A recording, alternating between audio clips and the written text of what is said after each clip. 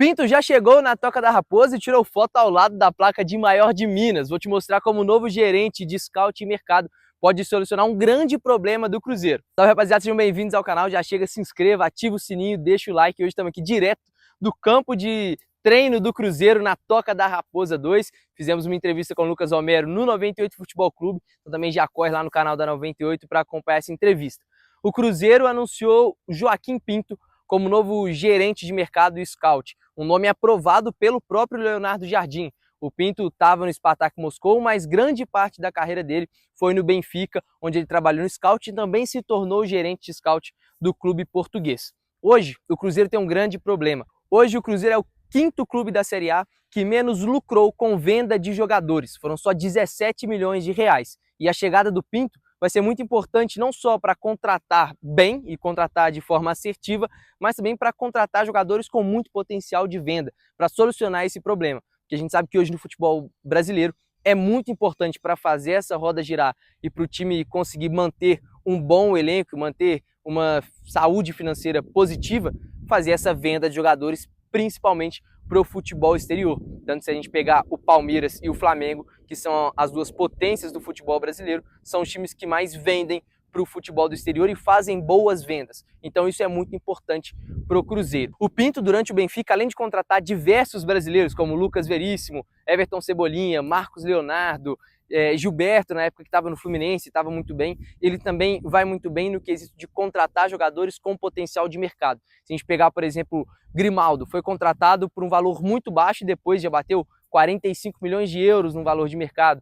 Com o Luka Jovic também, que passou pelo Real Madrid, teve a grande fase da carreira no Frankfurt, também hoje está no Milan, está negociando com o Botafogo. O Benfica lucrou 15 milhões de euros com o Jovic. Com o David Neres, o Benfica lucrou 13 milhões de euros quando contratou ele do Shakhtar, depois vendeu para o Napoli. Na época de trabalho do Pinto no Benfica também, o clube português contratou o Talisca direto do Bahia. A gente sabe o tanto que o Talisca joga e depois ainda conseguiu uma venda lucrando também 15 milhões de euros. E aí se a gente separar para outro patamar, se a gente pular para outro patamar, a gente tem o Ederson, que muita gente acha que o Ederson subiu da base do Benfica, mas o Benfica perdeu o Ederson nas categorias de base pro Rio Ave, depois foi lá e contratou o goleiro atual da seleção brasileira, do Manchester City, por só 500 mil euros. E vendeu o Ederson pro Manchester City por 40 milhões de euros. E é o mesmo processo que aconteceu com o Darwin Núñez.